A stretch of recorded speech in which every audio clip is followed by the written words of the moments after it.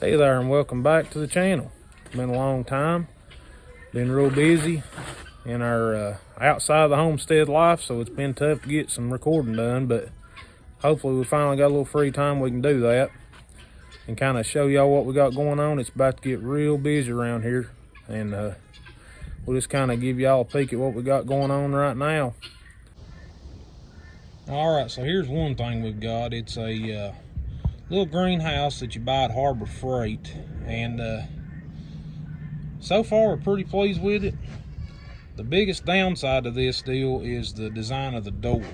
Now, the way it's made, if you build it just like it says to and hook it up just like it says to, this door will not slide open. It hangs up every time. So the best way we found to make it to where it's easy to open is just kind of rig it up. Y'all know it looks kind of rough, but you know, it's just the way it goes. We're just a bunch of country folks around here anyway, so. But we'll just put this on to make sure that that door don't come open, you know, on its own. And just kind of have to unhook this every time. But as you can see, it's pretty easy to open up. It's real easy to slide, but the other way it wouldn't do it. So that's the biggest downfall we've seen. There's been some reports of these Harbor Freight greenhouses blowing away in the wind. I'll say that we have not had that problem. Of course, we did attach it to 4x4s all the way around. That's a heavy base for it, so you ain't really got to worry about it flying away. And the panels, I've heard about them blowing out. I've not had that problem yet. As long as you put these clips in right, they hold it in. You can kind of see right there. They're spring loaded basically, so if you put them in right, they'll hold it in my experience. Now, maybe if you got, you know, you're living in a place where it gets a lot of straight line winds out in the wide open, they might be different. We do have a little bit of wind block going on here with the house is kind of close and the garage, so that probably helps. But we've got a few things growing in here. We put these in these boxes, transplanted them out of seed starting trays just a couple of days ago, and they have at least doubled, maybe tripled in size. So we got some Brussels sprouts and some cabbage and some cauliflower right there, and some radishes on the right. Then we got the broccoli next. 2 rows of it. We only have one Swiss chard plant make it, but I think that's a lot to do with the seed starting tray we used for it, and I'll get to that in a minute. Got some spinach there, and honestly I don't even know what, collard greens, okay, and lettuce and kale. So quite a few things grew, you know. We did have a few things that didn't do so well. Let me take you on over and show you. So we actually, after we pulled out all our plants that did do good, we had one come back up, and that's a spinach plant, is what that is. So we'll probably transplant it maybe later today. But some of them didn't do good, like the turnips. I don't know why they didn't. They came out and then they just died. So we're rookies at this, we're beginners. We don't, you know, claim to be experts or professionals, so we'll just see how it goes. We're going to try to replant everything that didn't do good, or re-sow, and there's some thyme there, and it did the same thing. Came out good and pretty and green, and then just next day it was dead. Now, we were watering them regularly, but not too much. You know, we wasn't drenching them, we wasn't overdoing it, I don't think, so I don't know exactly what happened there. We did have some cold snaps. Maybe they just didn't take too kindly to the cold, but see, everything that's in the raised bed boxes was in the same cold and did fine, but different crops act different with cold weather, so could be part of it. Now these, I'm not a fan at all of these trays, because the only success we have with this tray right here is that one Swiss chard plant. That's the only thing that came up that did good enough to transplant. These are actually Burpee brand trays. I just don't really like them, I'll be honest with you. these over here are the, I guess, Fairy Morse is how you say that brand. You can get these at Walmart for $5.97 or something like that a piece. In my experience, they've been excellent. They're much better than the others. We actually bought a second one of these because we like this one so much. But so far, that's our favorite one. It done an excellent job compared to the other one. So we will have to thin these plants out later on when they get a little bigger. We do have an extra box over here that's not being used, so we'll be able to add some soil to it and do that. And of course, we've got some room over here we can add some plants, move them around. And we'll also be able to plant in the ground before too long around here, so that'll be nice. But this is kind of our little setup for the greenhouse, and it works just fine for us. Nothing fancy, but very affordable and much better than not being able to start seeds at all. Gives us extra room out of the, elements to be able to start seeds earlier and get plants going sooner. Plus, it's way cheaper to get seeds than it is actual plants that are already started. So we're saving money in the long run. It'll eventually pay for itself, this little greenhouse will. So let's see what else we got going on around here. Okay, keep in mind we ain't fed yet today, so you'll probably hear a lot of goats screaming and hollering going on. They ain't that rough shape, I promise. They're just dirt. Drama queens is what they are. So we got some rabbits here. These are the same rabbits that I showed a couple months ago when they were babies. Well, now they're not. They have grown up pretty good. I did sell a couple of these to a friend, and that's probably all I'm gonna sell. I'm gonna end up just putting the rest away for meat. So we are gonna try to can some of these guys, which is something we have never done, and that'll be interesting. Maybe freeze some of the rest of them. Might not can all of them, but definitely want to try canning some, because what I've seen, you come up with some good end results out of that, and a very versatile meat that you can put in a lot of different recipes. So in our quail situation, we don't really like having them out here. We don't have much choice right now. We do have that nice hatching time cage, but the problem is, we had the rats get into it, so we're trying to keep them safer by having them out here, if that makes sense. The rats can't get in this cage, can't get to them, can't kill them. That's good. And also, something else happened with that hatching time cage that I'll go over here in a minute with you. That might be a deciding factor as to whether you want to invest in one or not, because this is something I didn't realize would even happen. It never crossed my mind, but it did. So we'll take us a peek inside in a minute, and I'll show y'all what I'm talking about. But these quail the numbers have decreased a lot. We had almost 100 quail in that hatching time cage when we was at our peak, and now we're down to what's left in here. I haven't even counted, honestly, because I really don't want to focus on numbers, because then I might get depressed over losing so many to the rats. Man, those rats are rough, dude. I can't believe how much damage they have literally caused us. But we've got that more under control than we had it. I've not seen evidence of them being around lately, so that's good. And see, with these guys dropping feed on the ground, we got some free-range birds. There's one of them. They come by and eat the feed out from under here that they drop, so that helps the rat problem. And I'll take y'all in our little building here and show you another thing that we did to try to help out the rat problem we had. So let's head on in there and check that out. All right, so we got these metal trash cans to store our feed in, because we were just having 50-pound sacks sitting around in here open, and the rats or mice was getting in and eating them, and I'm sure that was drawing them, obviously.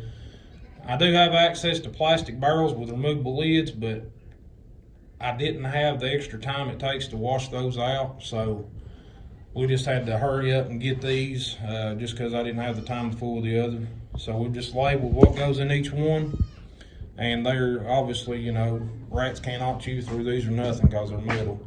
And we just fill each one up with what it holds, and we try not to buy no more feed than what we can store in these. That way we don't have to worry about the rats chewing into the bags or nothing like that. So we've done pretty good with those so far.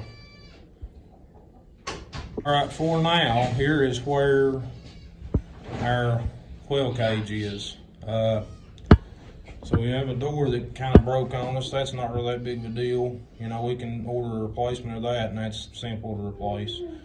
The big deal is obviously the rats. You know, they were getting in through the door right there, and also up under here.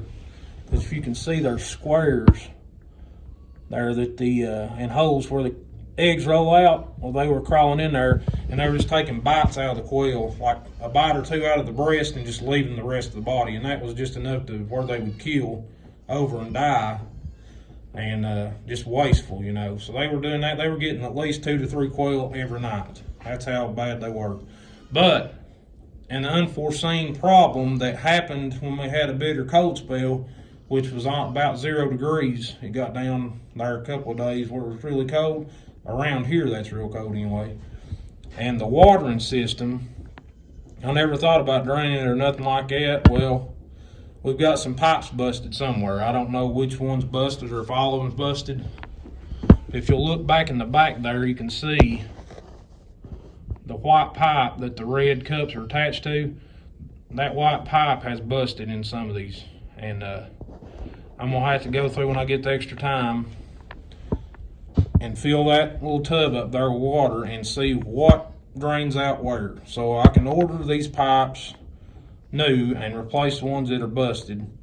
But I've got to make sure that that's going to be worth doing, because I've got to make sure that the rats are not going to come back and just start killing them over and over again, because literally that will be for nothing if that happens. So we're just having to try to play a waiting game here and see what we got. But these little traps we bought for the rats have done good. They caught 2 in one day. I've not seen evidence of any more being around. Not seen any get caught since then. So not sure if it's just they got wise to the traps or that they are thinned down and not around. But we're just trying to keep an eye out on that and see what happens. We've got one right here out, and we've also got another one over here. So, and they do work. Best ones we've seen for traps, because we were poisoning them. That's how desperate we got. We were just poisoning them, and we know that at least 7 or 8 of them did die of the poison. And as soon as we found them, we would confiscate them, so nothing could eat them and none of our animals would get sick from it. But another addition we made around here is this new fridge, and that fridge is dedicated to specifically resting meat we process. So anything you process, you got to let it rest for at least, they say 24 to 48 hours. We have never had a problem letting it go with 4 or 5 days. Honestly, to me, it even tenders it up more. You know, as long as you got it in the refrigerator, it does fine for that length of time.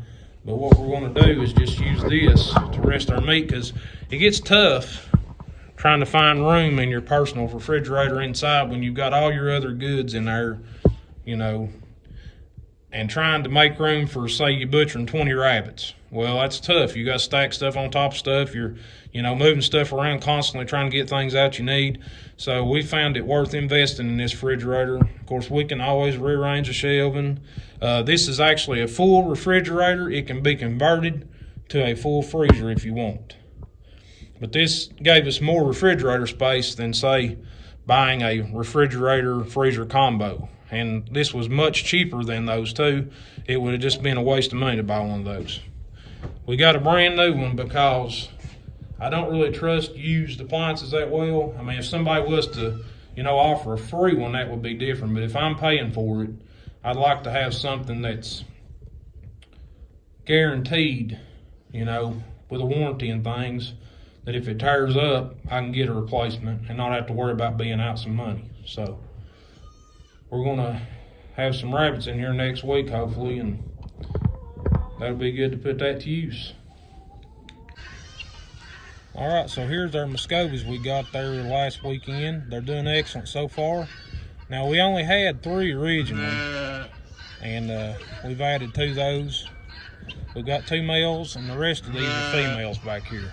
So, you know, they got a pool, which obviously gets dirty very fast. They love that pool, and they love these stumps. They like to roost on top of those and stand on top of them and things. It's real handy for them to have stuff like that around. And we have taken some dog houses that we had and taken the tops and bottoms apart, and we've made nests for them. Looks like they've been exploring them a little bit because there's a little bit of disturbance in there, if you can see that. They'll go in there eventually, hopefully, and lay some eggs. And when they do, they usually will set on them once they get enough laid. So that's the goal, is to have broody Muscovy hens that will hatch out their own babies. That's one of the perks of that breed, is they will hatch out a lot of babies in a year, and that's an excellent meat source for us. And a very tasty duck. I mean, the best I've ever had.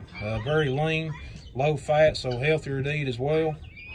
And you don't have to have nothing fancy for them. Like you can see, that's just a, you know, little bucket type deal. You know, dog houses you can take apart. You can find these things used on Craigslist. Sometimes people give them away just to get them out of their hair, you know. If they got them laying around their place and just want to get rid of them, or you might find one for, say, $10 a piece or something. I would give that in a heartbeat for one of these just to have for something like this. We've even got an old tire over here that's got some straw in it for them. Anything like that'll work, and when they get broody, they will set them out good. So we're looking forward to that.